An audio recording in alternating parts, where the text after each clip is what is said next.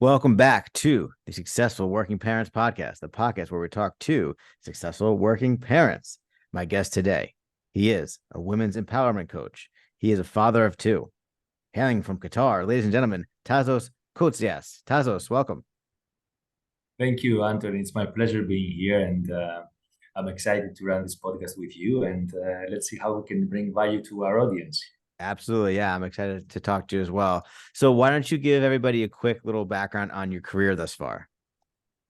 Yeah, thanks for asking that. So I, I I was not a coach the whole my life, right? So I started with a corporate career. When I after my MBA degree, my master's degree, etc. I came to the corporate world, working really hard, being also workaholic for a few years. You really, it's waking up early in the morning, going back home very late in the evening. Oh, yeah. So yeah, so I did this for like 25 years, not at this pace, of course, but still, all these 25 years, I was in the corporate environment, the corporate world, and you know how it is there with the fast pace, requirements, fast pace obligation, decisions, challenging environment, challenging bosses, challenging colleagues. So slowly, I started shifting, and especially when we came here to Qatar as a family, I started seeing life priorities differently and my professional priorities differently. So the last few years, I decided to go into coaching, and specifically holistic coaching and women empowerment coaching. And there are several, of course, experiences that brought me here. But right now, this is what I'm doing, and this is my passion, this is my mission, and this is how I would like to serve, and I would like to, provide and create some impact in the society, in my friends, and my clients, and why not leave a legacy as well? Yeah. So, tell us a little bit more about your role as a father. You have two kids, is that right?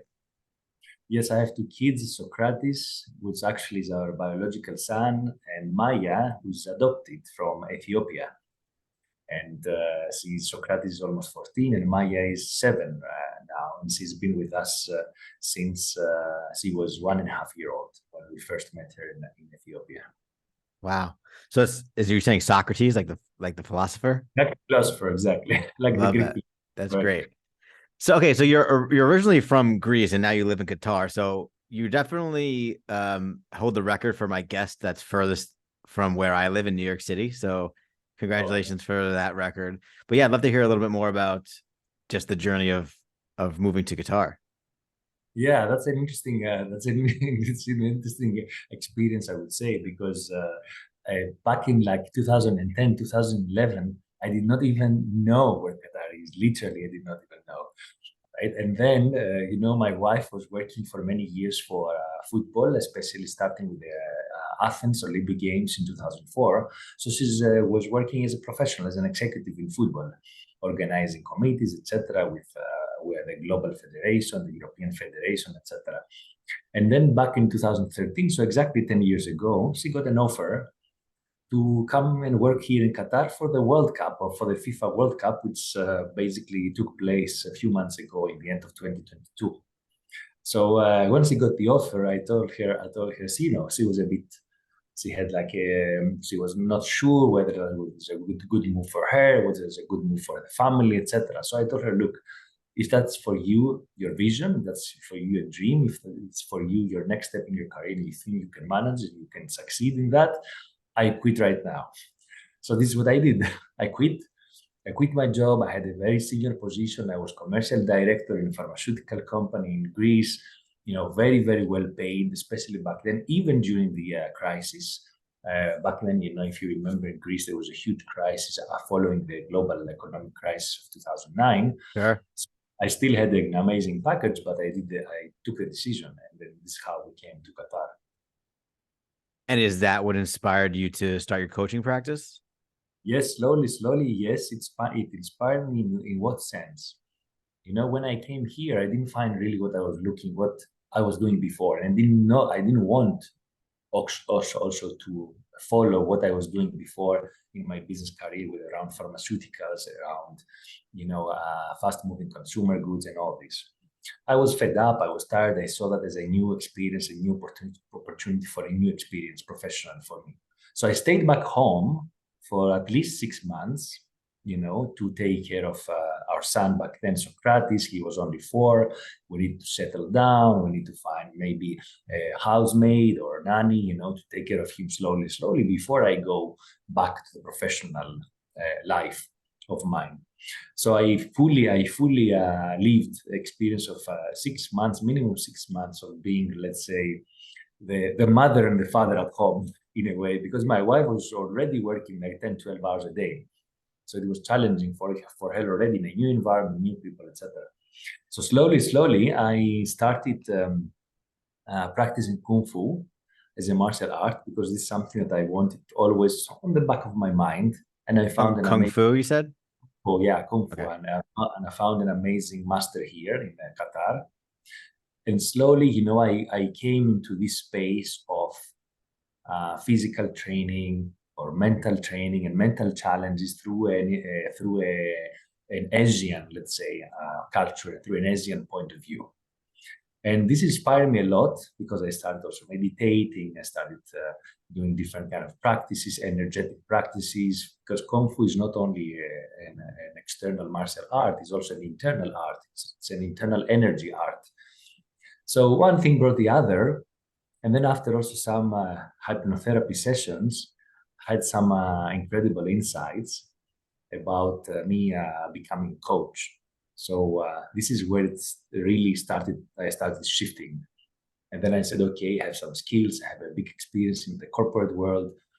I had already the ability, to listen to women colleagues already back then, and I had like an instinct, to listen to them, to be able to give them advice, to be able to help them, surpass any of their challenging at work. And then I said, okay, if I'm going to be being a coach here, and I invest a lot in my physical training, I invest a lot in my mental health, in my mental training, at the same time, emotional and spiritual. Why not being a holistic coach and specifically, try to serve and create impact for women? So this is how this is what really brought me here into this journey. Wow. So how has the transition been from corporate employee, corporate America to, or not corporate America, I guess corporate Greece, but corporate employee to entrepreneur and coach? Yeah, of course it's not easy. Of course you have to go to low and high, low and up. You have to pass, as I say, the valleys and the hills and all the mountains sometimes, right? Because it's not easy becoming an entrepreneur, starting something by yourself. And you also have some fears, sometimes some obstacles that you're facing, mental or emotional obstacles, like we all do. And but I can tell you the journey is very rewarding. And once you start, why? Because I feel that this is really my mission. I feel really that this is my true self. I feel really that this is who I was meant to be. And I completely identify with the personality and the role and the behavior and the routine of a coach. So I can tell you, Anthony, I feel that I walk the talk, around holistic coaching, Yeah. because I'm all into my physical health, all into my mental health and my mental well-being, my emotional well-being, my emotional health, and the spiritual aspect of it, in all sense. And I feel quite aligned. And this here the challenge for everyone, and it was for me as well, how to feel aligned in all these 4 different levels of awareness, or 4 different levels of well-being, if I may say so. So you've had some different parts of your career, right? You worked in the corporate side. Sounds like you took some time off and now you're more on the entrepreneurial side. All the while you were a father. How have you been able to juggle the two? What tips or tricks do you have for people that are looking to continue to build their career but still focus on their family life as well? Yeah, I think something that really helps me in this trip and be able to manage this is that I'm very clear with my boundaries. So I'm setting very, very clear personal boundaries, which I consider also to be healthy boundaries on what I want to achieve and how I can manage this with my family, my wife, and my kids. Which means that they know that we're gonna have, let's say, quality time together. I'm gonna be present there. I'm gonna be fully 100% present with them when we have this quality time. Either be we're going to the movies together, or we have an adventure game together, or we create something, we innovate something from our minds, to spend some quality time with them, or to study with them, or to support them with any needs they may have. So one I would say it's very, very important, the boundaries, the personal boundaries, and how you communicate these with your family, all the family, not only the partner, but also the kids, because also the kids want to have boundaries, and they need to have also to have some discipline around them, because I consider this is an interesting, very important tool for their lives as well, in order to feel safe and to have, to be able to manage their time, and to be able to manage also their expectations, and be able to manage and achieve their goals in life. So one thing, yes, definitely it's boundaries. Second thing is for sure presence and mindfulness, meaning when you do something, be there 100%, focus on this, and then finish it, be efficient, and then go to the next thing you need to achieve, you need to have it during your day. But of course, before that, you need to know your priorities, and you need to be very clear with your priorities and with your goals. Yeah. What about tips for self-care? Do you find time to still take care of yourself, especially, when you have younger kids? I know it's just a lot of, I'm in the middle of it right now, so it's a lot of work, right? So how do you make time for yourself, and any advice there? A lot of time. So I wake up at 6 o'clock in the morning. I try to train myself, in early in the morning, and then maybe meditate for 10-15 minutes. And then 3 times a week or 4 times a week, I get to do my kung fu training, and I get to do other training. Now my son is getting older, so we can do stuff together. We can train together. We can spend this quality time by training, or going out for a bicycle, or for a bike. We go out for some football, so try to create with him this quality time. With my daughter, accordingly, we do other things. Maybe we go to the swimming pool together, or maybe we go for a nice walk, or for a nice bike ride as well at the same time. So I try now to have self-care when I do something alone, but at the same time also share this self-care, let's say, time together with my family and together with my kids. That's great. What about just like general time management skills? Do you find ways of blocking things off to be helpful, or like how do you balance the time commitments, especially maybe now when you're building a business where you might be working more hours sometimes, right, than you were in the corporate world? Yes, definitely. The one good thing when you're an entrepreneur is that at least how I feel, right? And is that you have this time freedom, because when you're an employee, as you know, you're more restricted to work these 8, 10, 10, 12 hours a day in an office, or being remotely, it doesn't matter, but still you have this kind of meetings, continuous meetings, etc.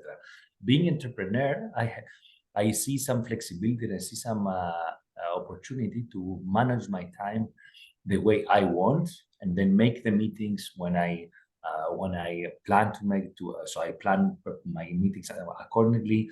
I integrate them to my family schedule. I try to integrate these with also the social life around my social life, so that yes, time management is critical. But I have two very, very important principles, Anthony, in this journey: uh, time and energy.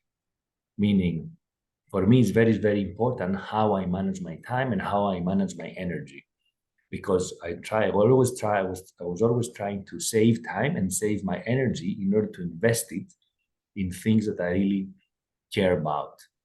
Could be my family, could be my self-care, could be traveling, could be experience, could be friends, whatever. So for me, these two things very, very important: time management and energy management. Have you spent much time in America?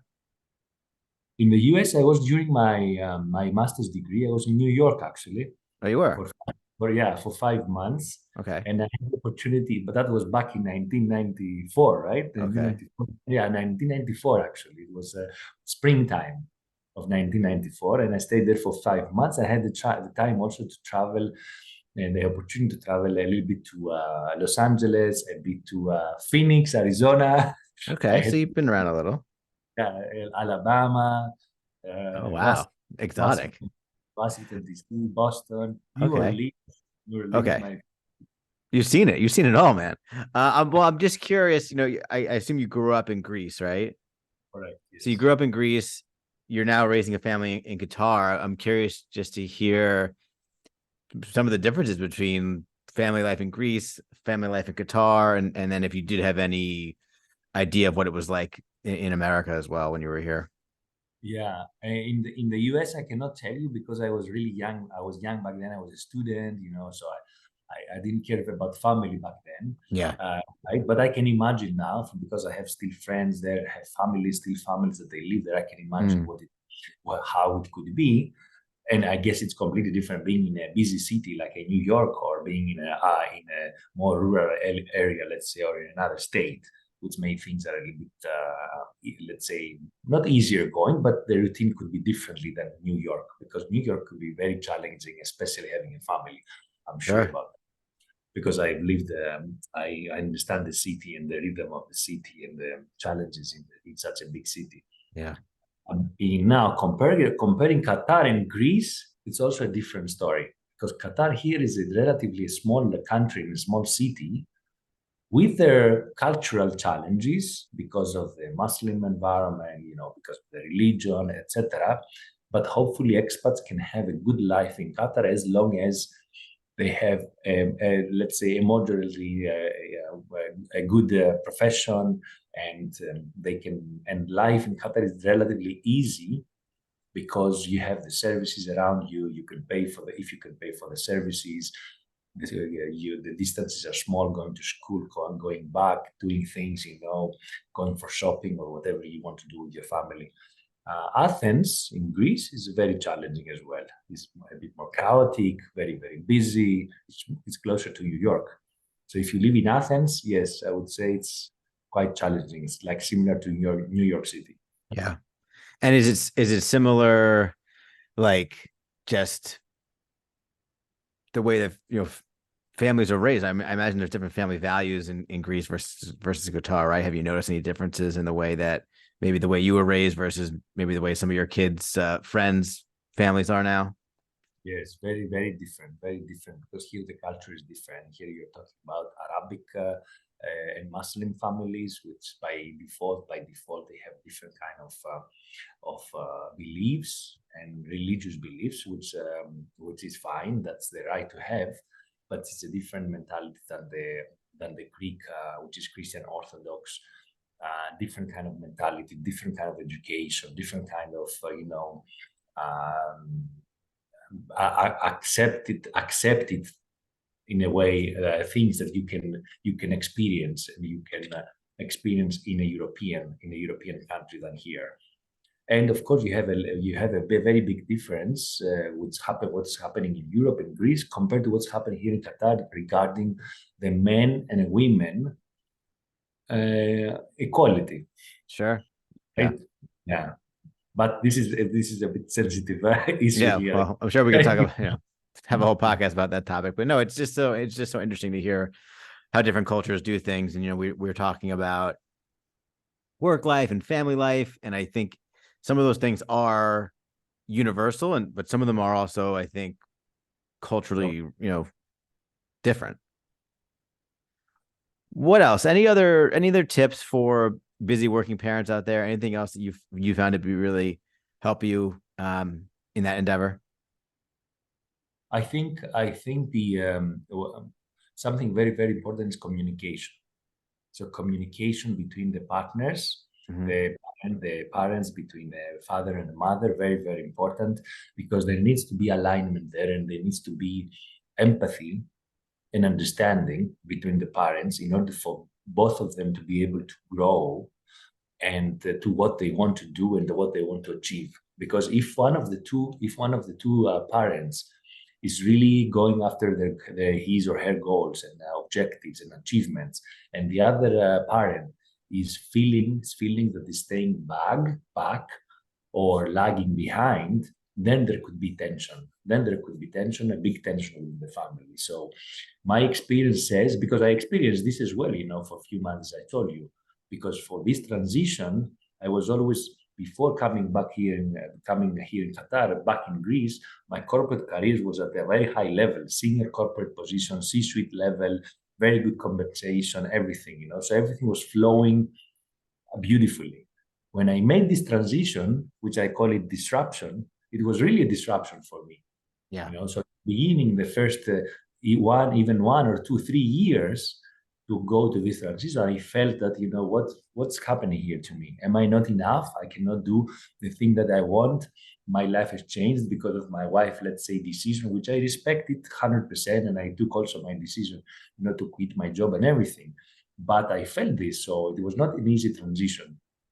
That's why I'm saying that this experience is very important. Communication is very, very important between the partners and the parents, to be able to have this alignment and be very, very clear what are the goals for each one, what are the objectives, what are the expectations, and how we can both grow together.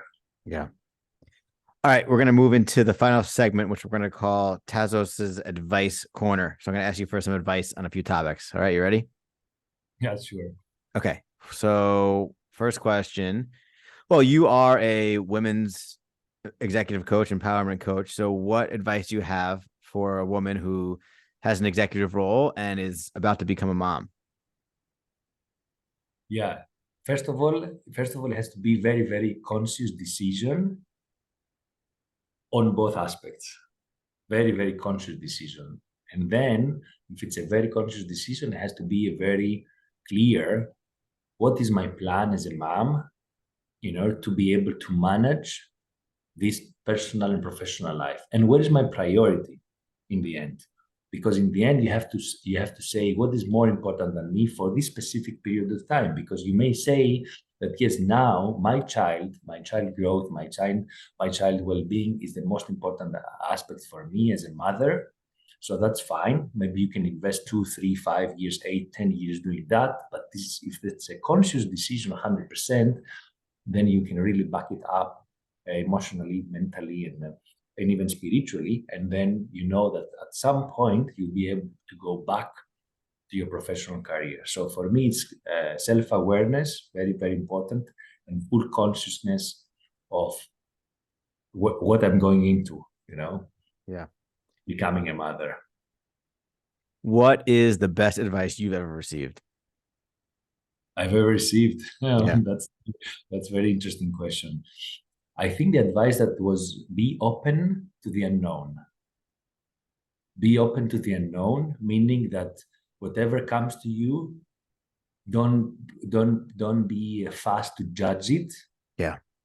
Don't be fast to get fear around it or creative negative talk about around it, because we all have the skills and we all have the talents and we all have the capacity to overcome all challenges. So if we are really open to the unknown, it means that we also have the resilience to be able to overcome these challenges. Because life, you never know what happens in the next 1 minute. We don't know. So we have to be open to the unknown. We have to be open to expect anything that can throw on us and how we manage this. What advice would you give to your former self? To my former self, I would give former self.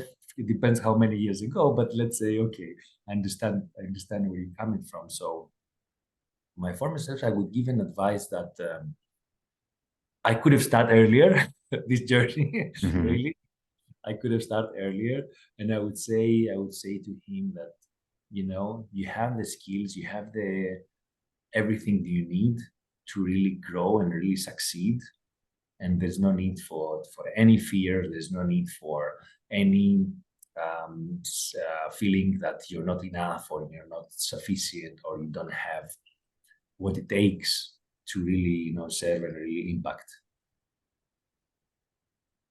All right. Last question. I have, by the time this recording comes out, my daughter will probably be maybe 3 months or 4 months top. So, what Hmm. advice you have for me as a father of a 3 to 4 month old daughter? Still, you're yeah, it's still is very young, right? So, Yes. but still, these are the first 5 or 6 years of the child, as you may know already, as a parent, is very, very important for their mental wellness and mental well-being and emotional well-being. So, I would say try to be as present as possible. Enjoy every single minute as much as possible, especially for these first 5 or 6 years, because you can support your daughter to really enjoy the best, receive the best. And if there is love around it, then everything is solved. Then everything really, you can face any challenge by providing love, by giving yourself to your kids. I see that also with, as I told you, with Maya, my daughter said that she's adopted, and that's a completely different story, right? But still, if love is in the air, as we say, real, authentic, and true love, miracles happen. Love that. Well, Tassos, this has been a great conversation. Where can people go to learn more about you or connect with you or anything that you want to share? Well, they can find me in my website, which is my name. It's tassoskotsias.com. And if I can spell, that would be TASSOSKOTZIAS.com.